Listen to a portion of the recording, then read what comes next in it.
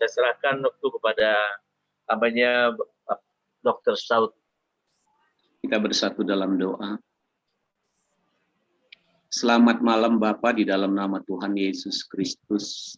Pada malam hari ini kami mau bersama-sama belajar perihal bagaimana mengendalikan atau mengalahkan, menaklukkan keinginan daging di dalam kehidupan kami sebagai anak-anak-Mu, sehingga kami menjadi satu teladan baik dalam perkataan kami, dalam sikap kami, dalam kesucian kami, dan dalam segala hal. Dan nama Tuhan dipermuliakan dalam kehidupan kami, dan orang-orang di sekitar kami mengalami damai sejahtera dan sukacita, hidup bersama, hidup dalam dunia kerja, dan hidup di dalam lingkungan dimanapun kami berada. Di dalam nama Tuhan Yesus Kristus, biarlah Roh-Mu yang kudus memberikan kepada kami beberapa petunjuk-petunjuk yang baru. Di dalam nama Tuhan Yesus kami berdoa. Amin. Shalom. Kiranya semua Bapak Ibu Saudara sehat-sehat saja. Ya, shalom, shalom. Ya. Baik roh, jiwa, tubuh, dan juga keuangannya. Silahkan Pastor Surbakti bisa di share screen. Ya. Bentar ya. Nah, Bapak Ibu dikasih oleh Tuhan Yesus Kristus, pada malam hari ini kita mau belajar bersama 5 langkah efektif mengatasi keinginan daging. Dan ini juga bisa kita ukur dalam realitanya dalam kehidupan kita sehari-hari. Mengapa hal ini penting sekali? Karena banyak orang-orang di sekitar kita, baik yang secara langsung berkata atau berbisik-bisik, kok anak Tuhan bisa seperti itu ya? Kira-kira seperti itu. Loh, katanya kan anak Tuhan, atau katanya kan hamba Tuhan. Kok kelakuannya seperti itu? Nah, gitu ya. Ini hal yang sangat serius sebenarnya. Sangat tajam sekali gitu ya. Masa sih? Nah, kira-kira gitu ya. Nah, ini yang harus bisa kita atasi ya. Karena dengan hal itu nama Tuhan bisa dipermuliakan. Nah, silakan Pastor slide selanjutnya. Ya, kita akan melihat bersama-sama bahwa ya di dalam hidup ini ada 2 era harusnya yang kita jalani, yaitu hidup kita sebelum jadi anak Tuhan, yaitu kita katakanlah sebagai manusia biasa yang belum diberikan kuasa untuk menjadi anak-anak Tuhan. Nah, dan yang kedua adalah sesudah kita menjadi anak-anak Tuhan. Sebagaimana kita ketahui bahwa di dalam Yohanes 1 ayat 12, 13, bahwa setiap orang yang percaya kepadanya itu diberikan kuasa untuk menjadi anak-anak Tuhan. Ya, dan mereka dilahirkan bukan dari darah dan daging, tetapi juga dilahirkan oleh Tuhan. Nah, bagaimana caranya?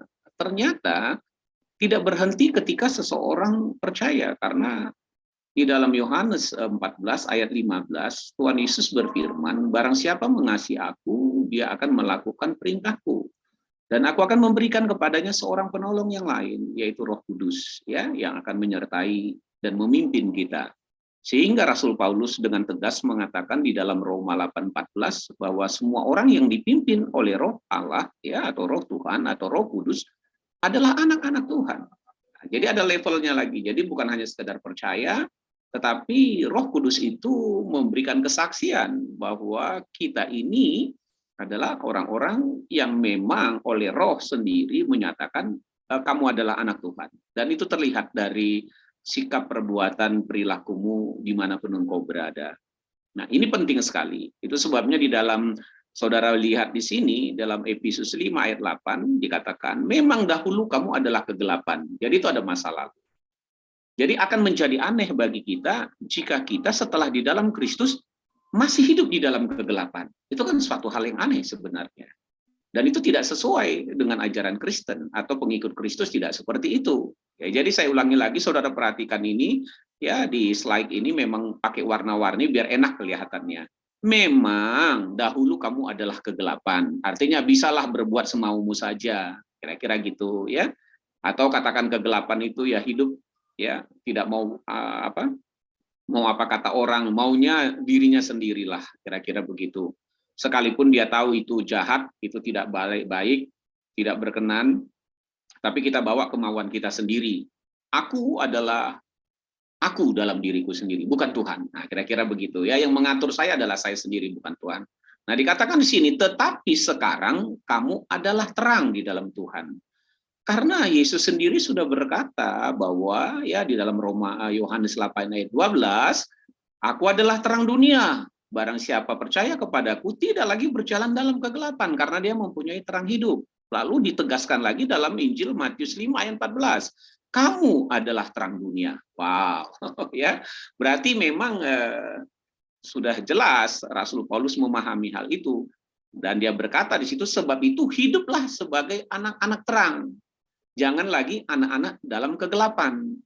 Anak-anak terang itu artinya orang-orang ketika dilihat orang akan merasa kagum, ya. Jadi, oh kok aneh, kok beda. Aduh, jadi begitu ya. Nah, kira-kira begitu. Jadi di dalam orang Kristen begitu hidupnya. Iya, jadi sebuah kesaksian.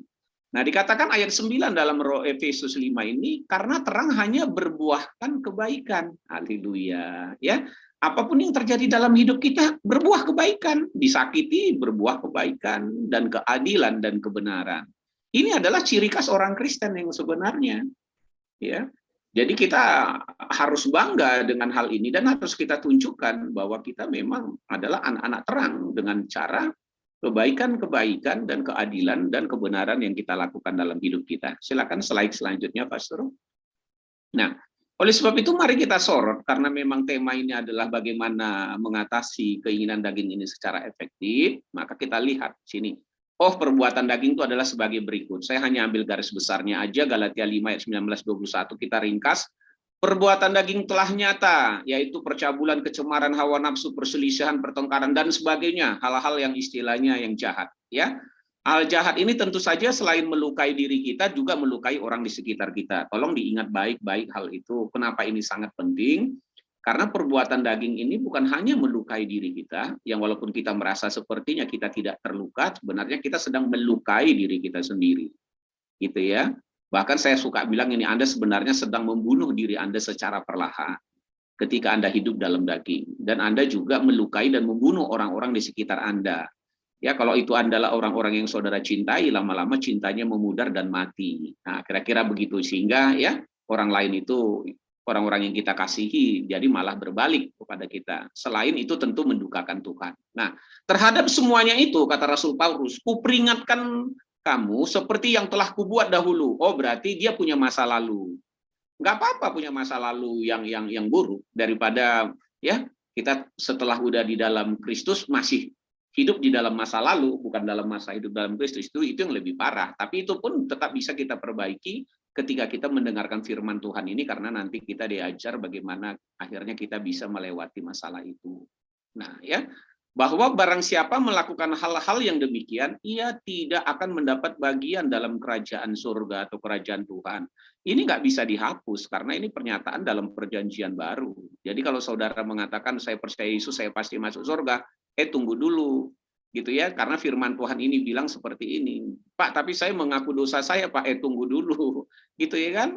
Bukan berarti kalau kita hidup berulang-ulang dalam dosa, kita nggak boleh seperti itu. Nanti saya jelaskan kenapa nggak boleh seperti itu. Kita tidak boleh meminta ampun dosa hal-hal yang berulang-ulang, apalagi bertahun-tahun. Itu berarti kita belum mengenal Yesus dengan benar, belum mengasihi Dia. Nah, perlu bimbingan yang tepat dan benar. Yang jelas, dikatakan ia tidak akan mendapat dalam bagian dalam kerajaan surga. Ini identik dengan pernyataan Tuhan Yesus dalam Matius 7 ayat 21-23 ya.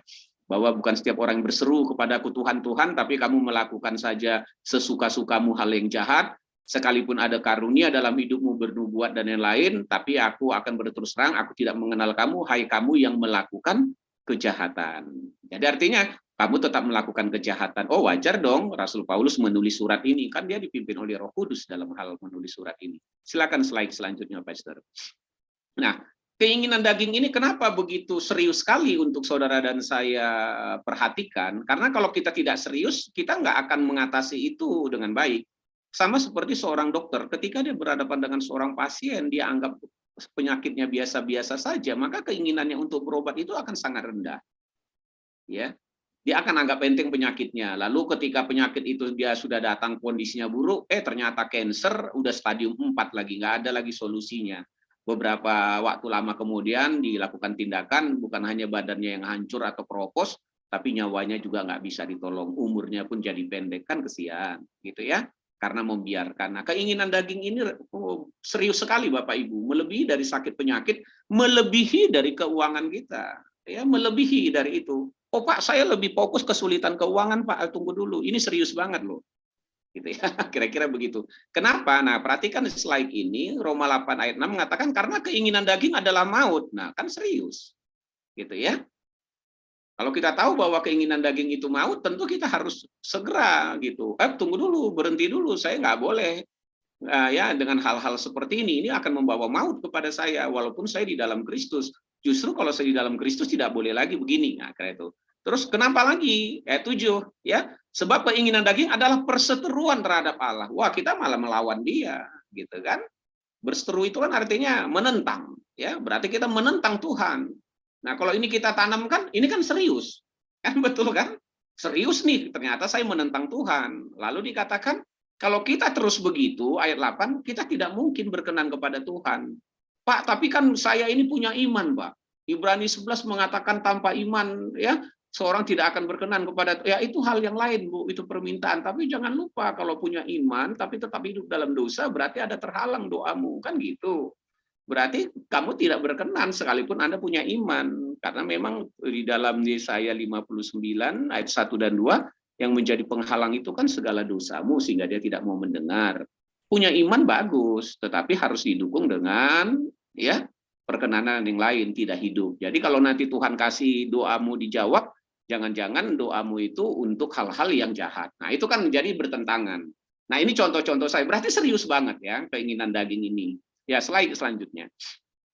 Nah, di dalam teks kita memang diingatkan, barang siapa menjadi milik Yesus dalam Galatia 2:4 ini, ia telah menyalibkan daging. Ya, dengan segala hawa nafsu dan keinginannya. Wow, keren banget nih. Masalahnya sudah dideklarasikan nggak? Saya banyak melihat orang deklarasi gitu ya, deklarasi bangsa, deklarasi iman. Cobalah deklarasi ini misalnya, bahwa barang siapa menjadi milik Kristus, ia telah menyalibkan daging dengan segala hawa nafsunya. Ayo, kalau deklarasi ini, wah damai sejahtera itu. Walaupun digebuk, dia tetap aja senyum. Walaupun hilang handphone, ditipu, dicuri, dan lain-lain, dia tetap damai sejahtera. Ah, masa gitu sih Pak? Ya memang harus begitu. Gitu kan? Karena diuji sedikit kita langsung error, udah repot. Nah, ini.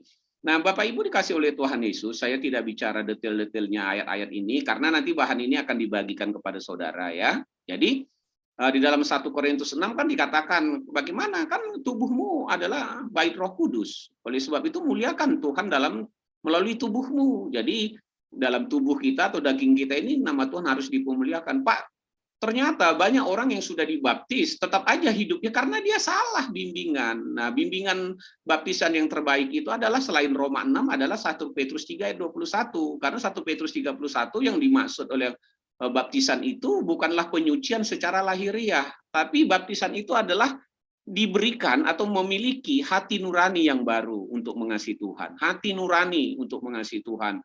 Kan kalau orang dibaptis itu kan tandanya kan basah aja dengan air, pada umumnya begitu. Nah, setelah udah dibaptis kan masih ada kelakuan-kelakuan dia yang jahat. Nah, itu ya harus dia ganti karena hati nuraninya. Hati nurani ini nggak diberikan oleh Tuhan, kita yang harus membangkitkannya.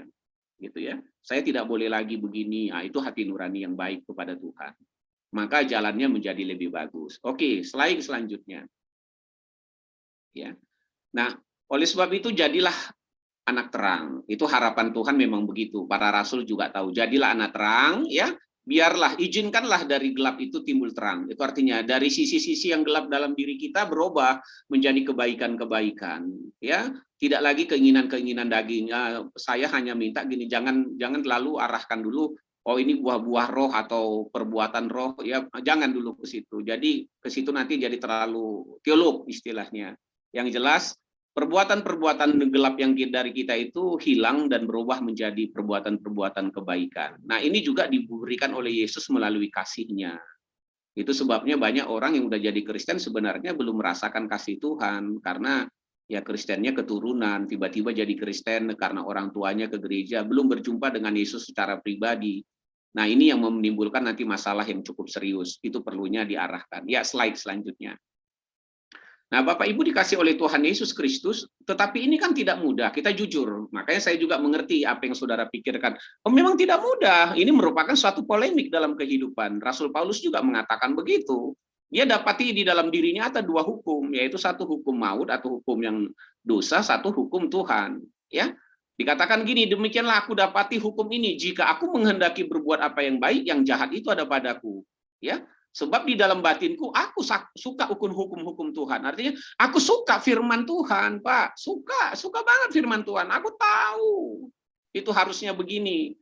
Tetapi dalam diriku ada juga hukum akal budiku yang melawan itu, ya. Tetapi dalam anggota-anggota tubuhku aku melihat hukum lain yang berjuang melawan hukum akal budiku dan membuat aku menjadi tawanan hukum dosa yang ada di dalam tubuhku. Waduh, gawat juga nih. Ini memang realitanya. Tentu saudara juga mengalami begitu.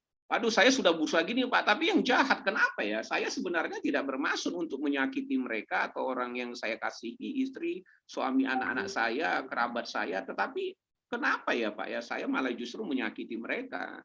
Aduh, gitu ya. Lalu saudara akan bilang gini, ya kita juga manusia. Jawaban itu salah, gitu ya. Saya kalau bilang kita juga manusia, kok kembali lagi harusnya bilang kita kan anak Tuhan. Ya, anak Tuhan memang manusia, Pak, tapi udah naik kan, udah naik level. Jadi maaf kata gini, kalau anak kita SD nggak kita bilang lagi TK, nggak apa-apa nak, kamu kan masih TK. Pak, saya SD, udah SMP, Pak, nggak apa-apa kamu SD. Pak, saya SMP, Pak, protes dia. Nggak mau dibilang lebih rendah dari posisinya.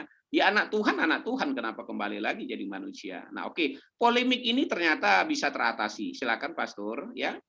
Nah, Rasul Paulus mengatakan dengan jelas sebelum dia menemukan solusi ini, aku manusia celaka, siapakah yang akan melepaskan aku dari tubuh maut ini? Wow, keren. Jadi sering aduh Tuhan, kenapa kok aku begini? Kok aku masih berbuat hal-hal yang jahat, padahal aku ya sudah tahu firman-Mu, apalagi sudah jadi hamba Tuhan barangkali, ya aku ditambah lagi aku sayang sama istri, anak-anakku, suamiku, ya teman-temanku itu, tapi kenapa Tuhan gitu. Nah, ayat 25 saudara perhatikan, syukurlah kepada Tuhan oleh Yesus Kristus Tuhan kita. Amin.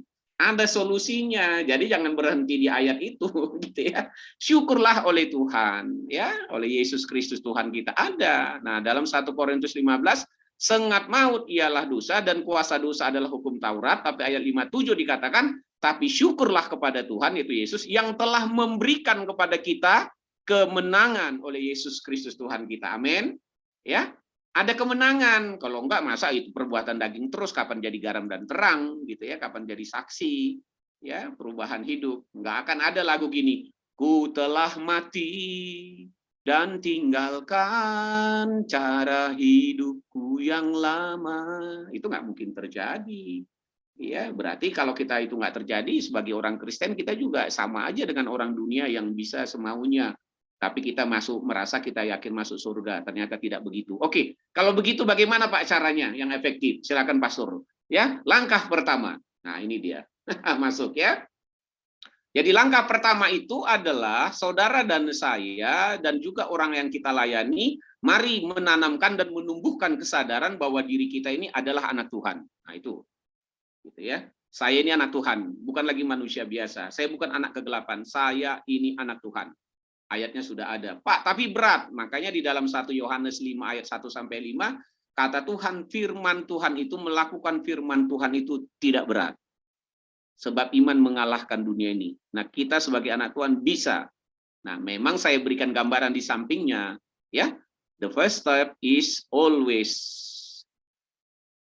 the hardest. Langkah pertama itu selalu sangat berat. Ya.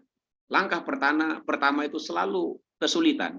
Tapi memang ini langkah pertamanya. Jadi kalau dia nggak menyadari dia sebagai anak Tuhan, ya susah. Nggak bisa masuk ke langkah kedua, Pak. Ya, langkah pertama ini dulu. Saya anak Tuhan, Pak. Dia bilang dia anak Tuhan. Nah, berikan lagi pengertian sebagai anak Tuhan itu apa semakin mendalam. Nah, itu ayat-ayatnya ada di situ, ya. Ya, kalau dia anak Tuhan berarti kita tidak lagi hidup dalam kegelapan. Sebagai anak Tuhan kita berarti harus jadi anak terang. Sebagai anak Tuhan kita harus menyalibkan daging kita. Nah, kira-kira begitu. Sebagai anak Tuhan kita harus begini. Jadi sudah ada ayatnya, ya. Nah, ini penting ya Bapak Ibu, saya katakan lagi jangan mencatat, buat catatan pertanyaan aja karena bahan ini nanti sampai kepada saudara ya. Nah, jadi menanamkan tingkat kesadaran yang semakin tinggi dalam diri seseorang menjadi anak Tuhan membuat dirinya semakin kecil kemungkinannya untuk melakukan perbuatan daging. Begitu sebaliknya, semakin kecil kesadarannya bahwa dia anak Tuhan, maka semakin besar dia akan gagal ya mengatasi keinginan dagingnya. Slide kedua, Pastor. Nah, setelah itu langkah kedua adalah setelah dia tahu dia anak Tuhan, langkah kedua adalah memiliki cara pandang hidup yang benar di dalam Kristus. Jadi kalau saudara dan saya itu sudah menjadi anak Tuhan, tidak dilanjutkan dengan cara pandang yang benar, hidup yang benar akan gagal. Gitu ya. Jadi langkah kedua ini ditanamkan sedemikian rupa. Nah, itu dalam Roma 6 tentang baptisan dan lain-lain. Bahwa Kristus sudah mati bagi dosaku, maka aku juga harus memandang diriku bahwa aku sudah mati di dalam dosa dan hidup untuk Tuhan. Nah, kira-kira begitu. Jadi hidupnya bukan lagi untuk dunia ini, tapi untuk Tuhan. Ini adalah ayat baptisan. Makanya dibilang setelah orang itu percaya dibaptis. Makanya langkah kedua ini sama identiknya dengan baptisan, yaitu merubah pola pikirnya. Ya, cara pandangnya bahwa dia sudah mati bagi dosa dan hidup bagi Kristus. Nah, ini pun banyak kegagalannya karena orang merasa, oh saya sudah tahu Pak. Nah, kalau tanya, kok sudah tahu? Anda dengan apa yang saudara tahu, kenapa Anda nggak bisa mengatasi? Nah, kan gitu kan? Keinginan daging Anda, gitu ya. Ya, nggak apa-apa Pak, kalau saya nggak diganggu, saya akan aman saja Pak. Tapi kalau saya diganggu, ya, saya nggak akan bisa terima. Apalagi kalau yang mengganggu itu adalah orang-orang yang saya hormati, yang saya anggap seharusnya, udah banyak kali syaratnya. Jadi, kalau mengatasi keinginan daging ini tanpa ada syarat, siapapun dia, gitu ya, saya akan tetap tidak akan melakukan keinginan daging ini lagi. Ya, langkah ketiga, ya, karena langkah-langkah ini singkat saja. Nah, kalau udah punya cara pandang tadi, maka kita merubah akal budi pola pikir kita sekarang. Saya sudah harus memiliki cara pandang yang baru. Nah, bagaimana? Tadi kan sudah dikatakan di langkah kedua itu bahwa saya sudah mati bagi dosa dan hidup bagi Kristus. Nah, bagaimana caranya sekarang? Rubah pola pikir. Tanamkan firman Tuhan di dalam diri kita. Firman Tuhan itu bermanfaat mengajar, menyatakan yang salah, memperbaiki kelakuan, dan mendidik kita dalam kebenaran. Nah, kita dilatih seperti itu. Ya. Nah, pola pikir ini sudah harus terbentuk. Tidak cuma sekedar tahu Bapak Ibu, memang benar-benar terbentuk. Sama dengan seseorang itu ketika, kayak kami sebagai seorang dokter, sudah terbentuk ilmunya. Gitu ya, sehingga ketika menghadapi pasien, ilmunya langsung bergerak. Gitu ya, artinya pengetahuan. Jadi ya ini pengetahuan merubah, jadi udah diganti pola pikirnya, inilah gitu ya, saya tahu ini penyakitnya ini, saya akan lakukan ini, kira-kira seperti itu ya. Jadi kalau tidak ya kembali lagi, kenapa Pak langkah ketiga ini sulit? Karena langkah pertamanya tadi sebagai anak Tuhannya kurang kuat. Kalau sudah kuat, nanti dia cara pandangnya itu yang kedua akan menjadi lebih baik. Nah, karena langkah keduanya cara pandangnya makin baik, bahwa hidup dan mati untuk Kristus, maka dia akan rubah langkah ketiga. Setelah langkah ketiga, ya ini sederhana banget. Waduh, ya saking sederhananya, bilang sematnya kelihatannya gampang, tetapi powerful-nya luar biasa. Silakan Pastor. Langkah keempat, ya. Nah, langkah keempat adalah setelah saudara memiliki tadi pola pikir, Anda melatihnya. Melatihnya secara perlahan, baik dengan realita yang ada maupun latihan bayangan kita bilang. Saya contoh misalnya gini, kalau saudara melihat pemain-pemain badminton khususnya ya, badminton lah yang saya sering bilang itu. Mereka ketika dilatih fisiknya, dilatih keterampilannya itu kadang-kadang mereka dilatih tanpa lawan, tapi bayangan mereka ada lawan yang akan memukul gini, ya memberikan serangan smash begini, drop shot begini. Ya, mereka bergerak seolah-olah lawannya seperti itu, gitu ya, yang memberikan kesulitan-kesulitan sehingga supaya nanti mereka berhadapan dengan lawan seperti itu mereka sudah terampil. Nah, kalau dalam dunia kedokteran bilang gini, Anda sudah punya teorinya kan, Anda sarjana kedokteran, iya. Sekarang Anda praktek jadi dokter muda, ya, praktek kepada pasien, coba lakukan. Akan ada mentor Anda di situ, ya. Nah, ketika dikasih pasien dia tanya semuanya, dia bilang ini analisa saya begini Pak Dokter, saya akan lakukan tindakan ini. Nah, kalau ada yang keliru dia akan diarahkan. Nah, setelah udah ACC, oke lakukan. Nah, ketika dia lakukan pun dilihat. Lama-lama dia terampil. Nah, secara kerohanian ternyata seperti itu dalam mengatasi keinginan daging ini. Maaf kata misalnya gini, Anda nggak akan bisa sabar kalau Anda nggak melatih lah kesabaran itu. Semua buah roh itu jadi gombal, gitu kita bilang. Oh itu Pak, itu karya Roh Kudus mutlak dalam diri saya. Salah, gitu ya. Roh Kudus itu mengingatkan, mengajarkan, Anda meresponi, Anda praktekkan. Nah, jadi gitu mainnya, perannya. Roh Kudus itu kayak mentor, dia nggak bisa paksa Anda, gitu ya. Dia bilang begini lakukan, ini petunjuknya ini. Anda melakukan lama-lama, Anda nggak perlu dilatih karena sudah terbiasa. Roh Kudus akan memberikan hal-hal yang baru. Nah, gitu juga dokter muda itu nggak perlu lagi dibimbing karena dia sudah jadi dokter. Kecuali dia mau ngambil spesialis, ya dia akan dimentor lagi dengan dokter spesialis. Kalau udah selesai nggak perlu karena dia udah ahli sendiri. Nah, jadi ini yang penting ya, melatih diri. Karena makanya Rasul Paulus mengatakan kepada muridnya, latihlah dirimu beribadah. Latihan badani, saudara lihat gambar di sini, latihan badani itu akan membawa hasil. Tidak ada orang yang melatih dirinya kalau misalnya dia pelari, dia nggak lincah. Perenang harus bisa berenang lah, gitu ya. Jadi dia latihan, jadi ada ototnya ya dia latih ototnya akan kelihatan. Jangan bilang gini, saya melatih Pak, saya udah latihan berenang Pak. Ya kalau gitu silakan terjun lah. Ini kolam renang 2 meter loh, nggak ada yang rendah. Wah tapi saya takut Pak, saya biasanya yang ada rendah-rendah dikit, saya jalan dulu, berarti Anda nggak bisa berenang.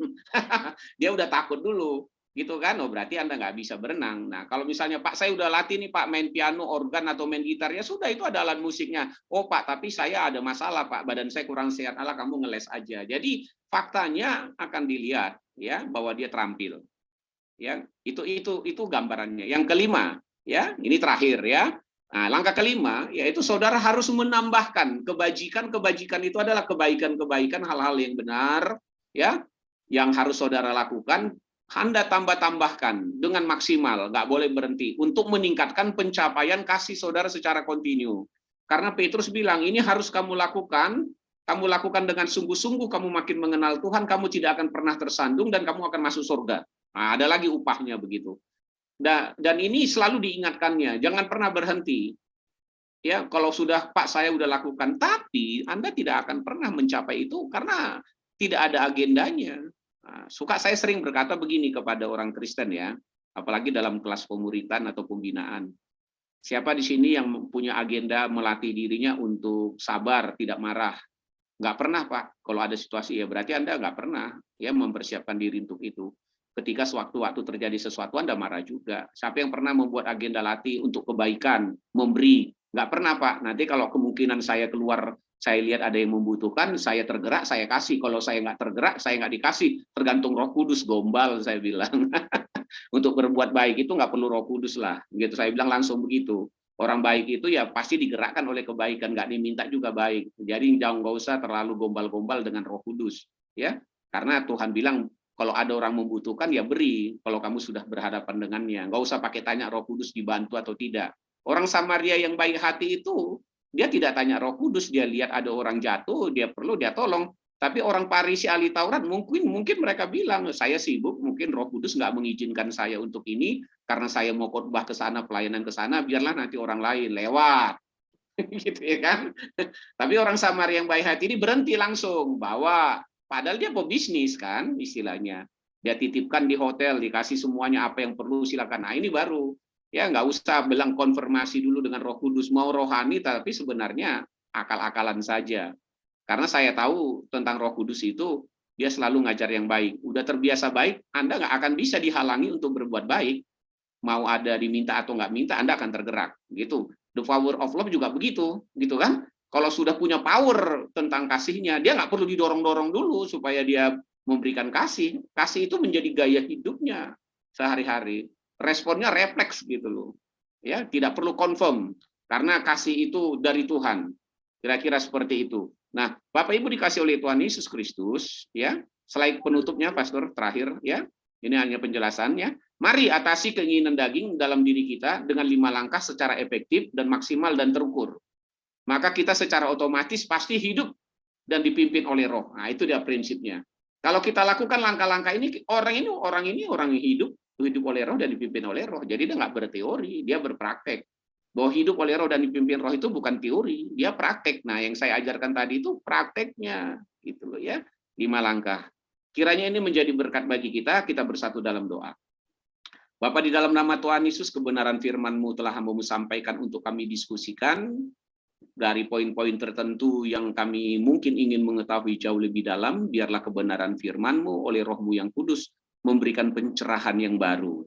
Agar hidup kami di dalam realita hidup ini, baik hubungan kami suami istri, anak-anak dalam dunia pekerjaan pelayanan, di gereja, di lingkungan kami bermasyarakat, apapun yang terjadi, kami tidak dikendalikan oleh keinginan daging, tetapi kami justru mengatasi keinginan daging itu, mematikan keinginan daging itu, bahkan membuangnya dari kehidupan kami. Dan kami mengenakan manusia baru, mengenakan kebaikan-kebaikan, damai sejahtera yang dari Tuhan dalam langkah hidup kami. Di dalam nama Tuhan Yesus, oleh pertolongan dan pimpin Roh Kudus-Mu, semua ini dapat terrealisasi di dalam dan melalui kehidupan kami. Dalam nama Tuhan Yesus kami berdoa. Amin.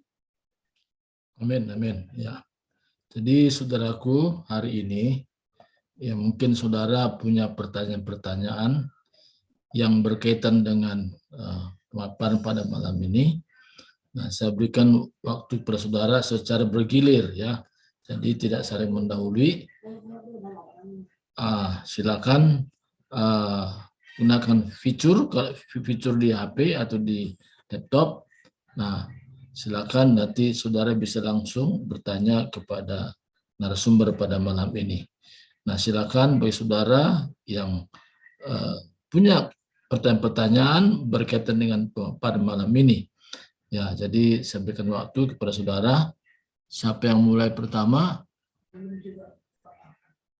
Ya, silakan. Mungkin Pak Ramli ada pertanyaan. Silakan, Pak Ramli. Oke, pertanyaan saya cuma satu nih. Yang terakhir itu tadi itu, sebenarnya apa sih artinya menambahkan kebajikan itu? Yang terus di dalam itu tadi, dalam hal menolong seseorang misalnya. Kadang-kadang kita nggak harus langsung menolong gitu. Karena kita kadang-kadang bisa pertolongan yang kita berikan itu tidak tepat sasaran begitu. Jadi memang betul bisa harus tanya Roh Kudus dulu, nah itu untuk menolong seseorang misalnya. Ya, ada orang kan pintar bersandiwara, Pak, pintar bersandiwara. Jadi di sini kita harus tanya dulu Roh Kudus, ini benar nggak ini harus tolong apa enggak? Gitu. Nah, itu maksud saya. Jadi nggak semuanya orang itu yang perlu pertolongan kita lihat terus kita tolong, begitu bukan. Tetap aja kita harus pakai hikmat juga, siapa ini perlu ditolong apa enggak. Nah itu biar tanya Roh Kudus juga. Saya kira hanya cuma begitu, Pak. Ya, oke. Sebelumnya juga saya berikan pada yang lain dulu, nanti sekaligus Pak Dokter bisa jawab ya. Ya, mungkin Ibu Alfrida ada pertanyaan yang mungkin kan yang berbeda pertanyaan, jangan sama ya. Jadi kalau sama enggak usah tanya lagi. Ya, silakan pertanyaannya. Ini beberapa banyak ini, termasuk Natalia Astrid juga boleh bertanya, buka mic-nya, silakan, singkat, padat, jelas pertanyaannya, sehingga nanti hambanya bisa menjelaskannya. Siapa yang lain mungkin? Natalia Astrid ada pertanyaan, silakan buka mic-nya. Berkaitan dengan apa yang dijelaskan pada saat malam hari ini. Ya, biasanya Pak Mandoko itu banyak pertanyaan ini. Silakan Pak Mandoko dulu. Ya, ini hambanya yang suka bertanya. Silakan Pak Mandoko. Salam Pak. Ya. Salam. Ya, salam. Halo Mbak. Bisa tanya? Kameranya belum kelihatan Pak. Nanti Pak Saud nanti siapa secara ini? Oh, saya Pak. Aliman Pak. Ya, silakan. Salam Pak Saud, Dokter Pak Saud. Salam Pastor, salam. Oh, terima kasih firman Tuhannya. Saya agak tangkap sedikit karena saya ada banyak kesibukan, tapi saya secara keseluruhan bisa melihat. Gini Pak Saud ya, kalau saya tangkap daripada khotbah Pak Saud, yang tadi lihat ada lima langkah untuk mematikan apa semua itu. Ini mungkin moga-moga saya salah Pak, pendapat saya. Mungkin kalau saya teliti, rasa-rasanya semua itu Pak Saud tergantung pada diri sendiri, Pak, rasanya, Pak, ya. Kalau saya tangkap, merasa kuat gitu, merasa apa? Merasa ini aku lakukan ini, nggak perlu Roh Kudus, nggak perlu tanya orang Samaria pun nggak perlu tanya. Kalau ada orang sakit, dan langsung tolong, macam-macam. Nanti seolah-olah saya tangkap bahwa rasanya dengan kekuatan sendiri untuk bisa berbuat baik, Pak. Tapi menurut pandangan saya kan tidak apa-apa kita diskusi, Pak, berbeda pendapat. Bahwa kita ini sudah bejat total, Pak, sudah dosa dari dulu, sudah dosa. Jadi apa yang kata Paulus, apa yang baik tidak jadi, ayat sudah dikeluarkan oleh Pak Saud, apa yang baik justru jahat muncul. Jadi kalau saya bisa berbuat baik, itu bukan karena saya, Pak. Bukan karena kehebatan saya yakin mudah. Saya ini condongnya pada dosa itu luar biasa sekali. Jika bukan Tuhan yang menguasai saya, atau Roh Kudus menguasai saya, tidak mungkin bisa berbuat baik. Jadi kalau berbeda pendapat saya, kalau saya bisa berbuat baik, itu mutlak ada Roh Kudus, bukan saya. Saya nol, bahkan saya minus, Pak. Itu yang saya maksud berbeda pendapat. Terima kasih, Pak Saud.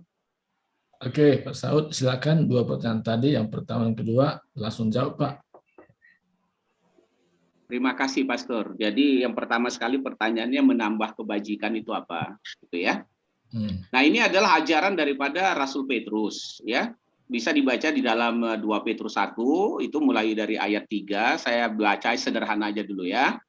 Kenapa itu penting gitu ya? Karena kuasa ilahinya telah menganugerahkan kepada kita segala sesuatu yang berguna untuk hidup yang saleh oleh pengenalan kita akan Dia. Nah, artinya Rasul Petrus sudah memberitahukan bagaimana hidup yang saleh. Nah, hidup yang saleh ini berarti dia tidak lagi dikuasai oleh keinginan daging, tapi mampu mengatasi keinginan daging.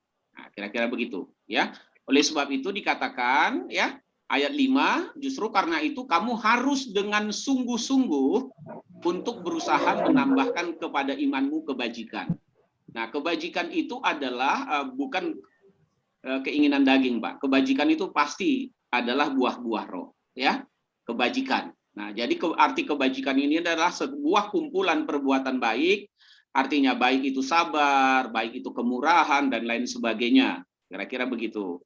Nah, jadi orang yang sudah percaya pada Yesus Kristus, tanpa pernah mengagendakan kebajikan dalam hidupnya, dia tidak akan pernah berbuat bajik secara sadar, secara rutin setiap hari. Tapi kebajikannya itu hanya akan timbul sewaktu-waktu dan cenderung akan bertanya Roh Kudus. Saya tanya begitu, mungkin juga memberikan arahan kepada Pak Leman bahwa yang saya sampaikan ini justru adalah real, hidup dan dipimpin oleh Roh, bukan berteorinya. Artinya bagaimana prakteknya. Karena tidak mungkin seseorang bisa buat begini kalau bukan oleh Roh Kudus. Tetapi saya ingatkan bahwa Roh Kudus tidak memperlakukan kita seperti robot. Kita adalah pribadi yang perlu ada persekutuan. Jadi pribadi kita nggak akan hilang. Jadi tidak semua mutlak itu oleh karena roh. Kalau karena roh, ya saya ini nggak ada apa-apa. Lalu kalau Roh Kudus pergi, misalnya penolong itu pergi, ya saya nggak akan terjadi apa-apa. Itu nggak mungkin. Nah, kira-kira seperti itu. Jadi persekutuan Roh Kudus dengan kita akan menjadikan kita menjadi orang yang berbeda, yang daripada sebelumnya. Dari hidup dalam kegelapan, hidup dalam kebaikan, dalam terang. Dan itu kalau kita bilang mutlak sepenuhnya Roh Kudus, itu satu pandangan yang keliru. Namanya juga persekutuan, Pak. Di dalam persekutuan dengan Roh, itu berarti ada 2 pribadi yang bekerja sama. Yaitu satu manusia, satu Roh Tuhan sendiri. Tidak mungkin hanya satu. Kalau hanya satu, bukan persekutuan namanya. Itu namanya dipergunakan, ya, sebagai alat. Tuhan nggak suruh kita sebagai alat. Kita adalah rekannya, ya, persekutuan. Jadi ini penting istilahnya. Jadi kalau dibilang dipimpin oleh roh atau hidup oleh roh, itu berbicara bahwa orang atau manusia itu memiliki kepribadian yang mengambil keputusan untuk hidup, untuk memilih untuk hidup, untuk memilih untuk dipimpin. Jadi kalau dibilang ke kiri, ya dia harus mau ke kiri, tetapi tidak oleh karena perintah itu, tapi dia harus sadar kenapa dia harus ke kiri. Nanti kalau ditanya dia nggak sadar, loh kamu kok ke kiri? Nggak tahu tuh, tadi saya disuruh Roh Kudus aja ke kiri. Loh kamu nggak tanya? Pokoknya terserah Roh Kudus lah, itu urusan dia. Nah, itu saudara dan saya akan keliru hal seperti itu. Nah, itu contohnya, ya. Jadi sama seperti kita punya anak, nah ayo ke sana, yuk. Terus tanya, kenapa kamu ke sini? Disuruh bapak gue. Saya sendiri juga nggak tahu, yang penting taat aja sama dia. Nanti dibilang, lah kamu nih gimana? Emangnya kamu robot? Ya harusnya tanya dong, kenapa Pak? Supaya kamu tahu. Jadi kalau nanti bapakmu pergi, kamu nggak bisa mandiri. Nggak bisa dong. Jadi ada sesuatu hal dalam hidup kita nanti, kita sendiri memutuskannya karena kita sudah dibentuk. Begitu. Ya, jadi pertolongan Roh Kudus itu bisa sesaat saja ketika perlu. Ya, jadi misal gini, kalau saudara sudah berenang, memang perlu ada pelampung di situ. Tapi kalau saudara nggak mengalami kesulitan, pelampung penolong nggak akan pernah mengganggu Bapak jadi perenang. Apalagi kalau kita misalnya berenangnya di tepi pantai. Anda berenang-berenang, lalu penolong terus yang dorong-dorong saudara. Ya, ini mutlak Pak sepenuhnya oleh penolong saya, kan repot, gitu kan? Gitu. Kita malah terganggu. Penolong, kamu ke sana ganggu. Gua lagi berenang sama teman, kok kamu ganggu-gangguin aja dekat di sini. Nah, itu contohnya. Tapi penolong itu bisa lihat dari jarak jauh, ya, lihat memandu. Ada nggak yang perlu ditolong? Mereka udah bisa berenang. Kalau nggak bisa, nah itu contohnya. Mereka menjadi pribadi. Nah, itu contoh yang real, istilahnya. Maksud saya bukan itu, Pak. Maksud saya bukan seperti itu yang seperti Pak Saud bicara tadi, seolah kita tidak ada apa-apanya, kita robot, enggak. Persekutuan dengan Kristus, dengan tubuh, dengan Roh Kudus, bukan berarti kita tuh menonjol, yang menjadi 100% menonjol kepada Tuhan. Itu maksud saya. Berarti kalau saya bisa berbuat baik, itu tidak ada kesombongan rohani sama sekali dalam diri saya.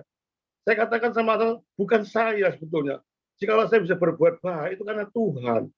Bukan berarti saya nurut sama Tuhan apa adanya, seperti robot, enggak. Kita juga digerakkan oleh Tuhan. Tapi secara fakta, bahwa kita tidak ada apa-apanya di hadapan Tuhan. Gitu. Maksud. Jadi kita hopeless, betul-betul kita manusia berdosa, sangat berdosa.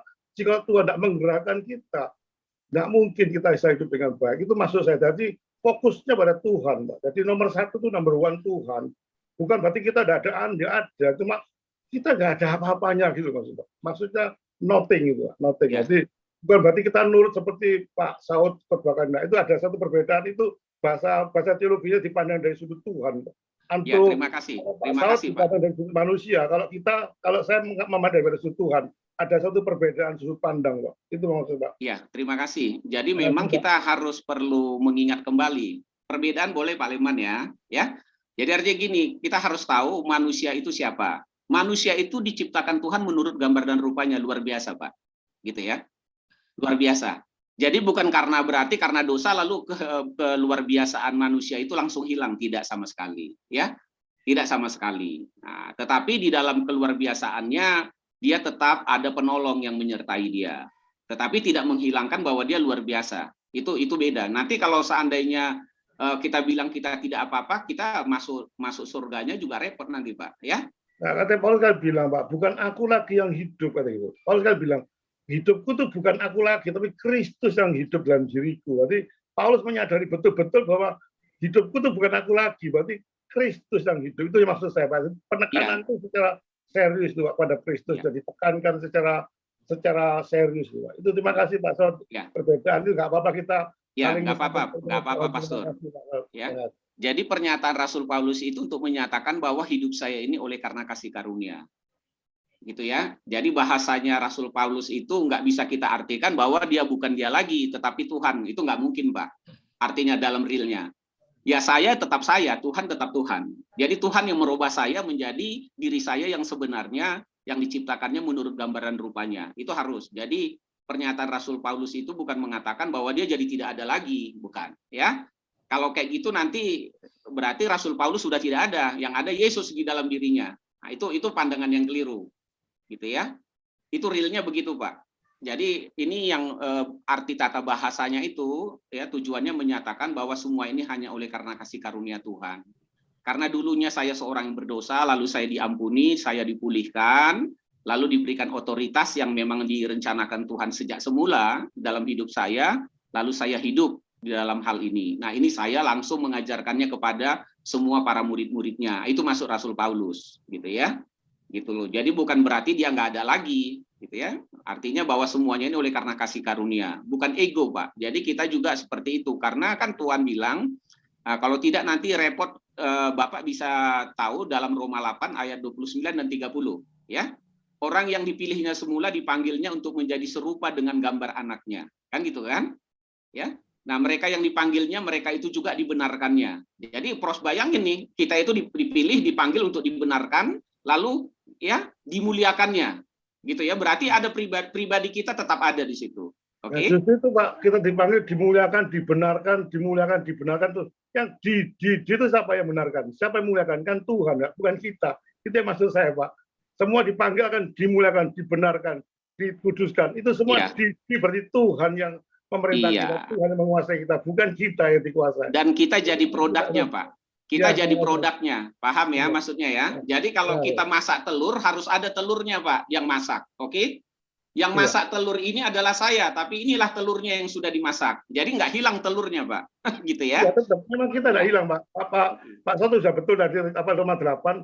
Kita dipanggil, kita harus dibenarkan, kita dimuliakan, kita ditinggikan. Coba kata semua Pak. Itu siapa? Menunjuk pada Tuhan, Pak. Berarti kita tidak ada apa-apanya kalau bukan Tuhan meninggikan, Tuhan membenarkan, semua Tuhan. Itu yang saya maksud, Pak. Terima kasih, Pak Saud. Oke, terima kasih ya. Nanti kita perdalam lagi. Selanjutnya yang dikatakan adalah betapa ya bertanya pada Roh Kudus. Nah, ini bahasa yang paling sering pada awalnya kita seperti itu. Jadi ketika saudara hidup di dalam Roh Kudus, dalam penyatuan, Anda sudah terbiasa untuk hal-hal yang dimana Roh Kudus tidak perlu lagi ngasih tahu, karena Anda sudah tahu, gitu ya.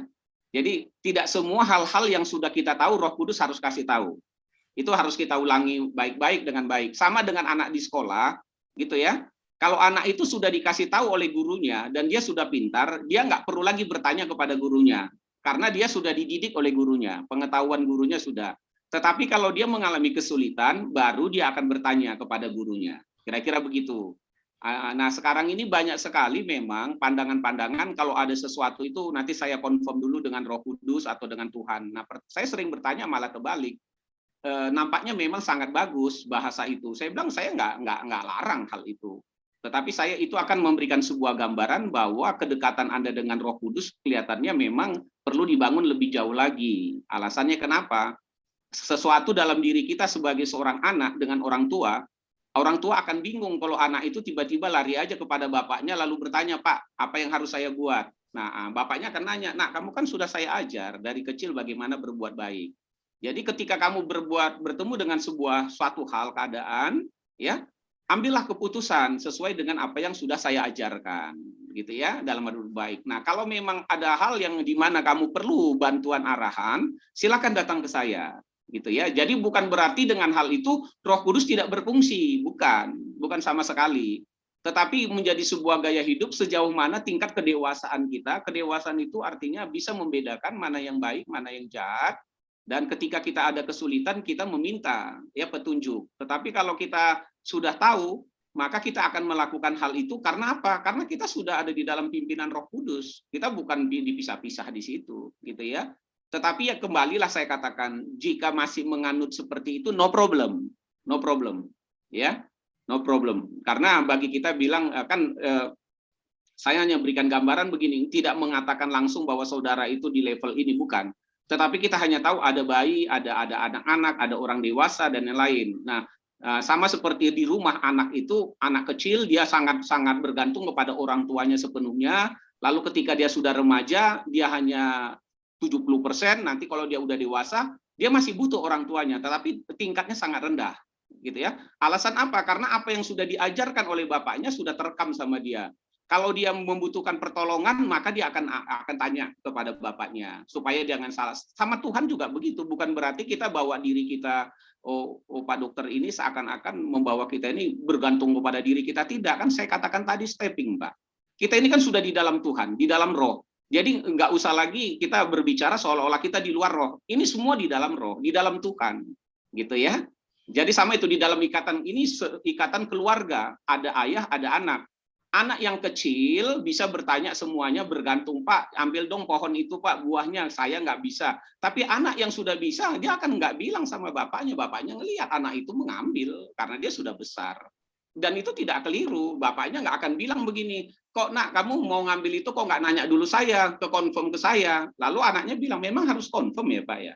Bapaknya juga malah bilang, enggak lah, gitu ya. Kamu kan sudah tahu aturan-aturan main dalam rumah ini. Nah itu contohnya. Jadi saya katakan kalau kita melihat sesuatu Pak, menyorot dari sisi kita masih istilahnya bayi, anak-anak, remaja, pemuda, dewasa, orang tua, ya pasti berbeda. Kira-kira begitu. Jadi enggak saya katakan salah, tapi saya ingin membawa kita pemikirannya, jadilah dewasa dalam pertumbuhannya. Jadi saya enggak mengatakan bahwa apa yang dikatakan Pak Ramli tadi salah, ya.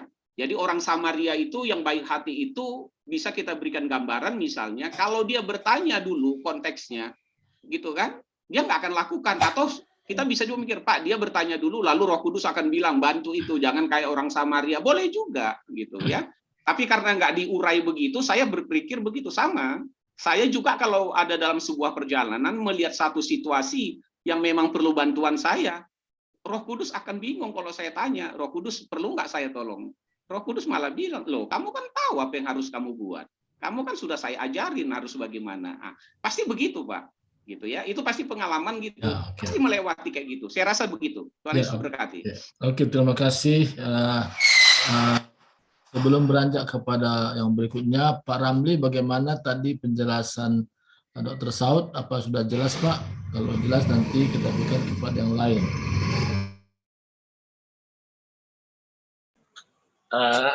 Saya kira ya bisa saya terima.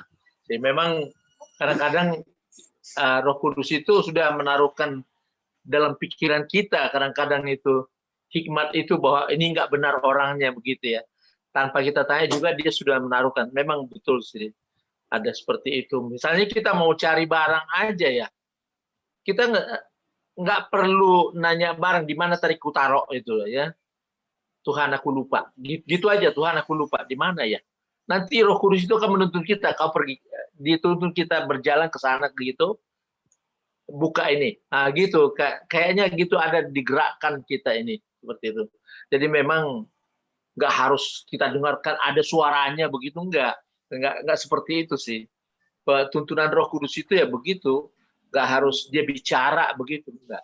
Tapi dia menggerakkan kita gitu, kayak ada menggerakkan, mengarahkan kita kayak gitu. Dia selalu seperti itu yang saya alami memang. Nah, oke, terima kasih Pak Saud.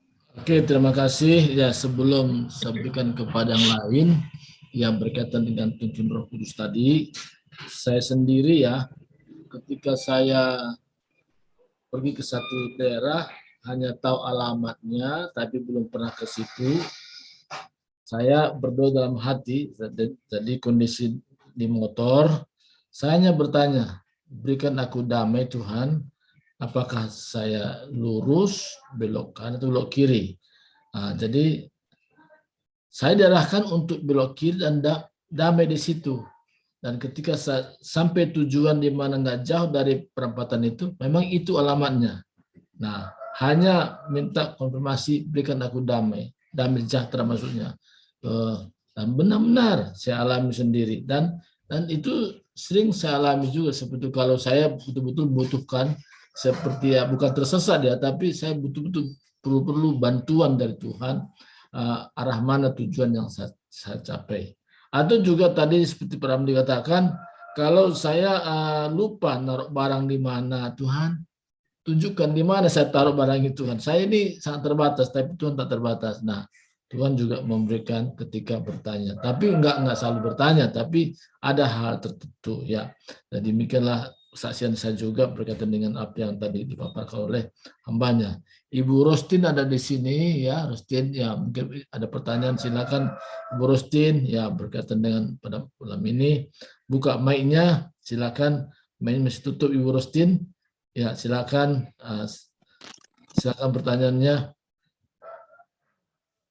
Rosti kok apa terputus kali ya? Oke, nggak ada ya. Oke, yang lain kita batasi sampai jam 8.30 ya. Kita batasi ya. Kita nggak panjang.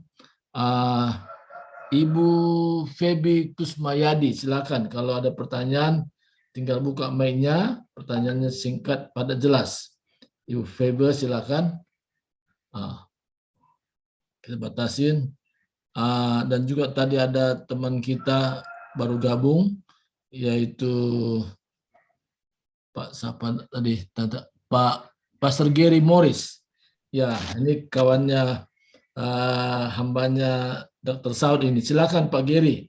Pertanyaannya singkat, padat dan jelas. Silakan, Pastor Gary. Pastor Gary dengar suara saya? Pastor Gary? Oh, lagi berdoa kali ya. Lagi berdoa ya, nggak apa-apa ya. Oke, yang lainnya Pak Tommy kali, Tommy Oro. Tommy Oro.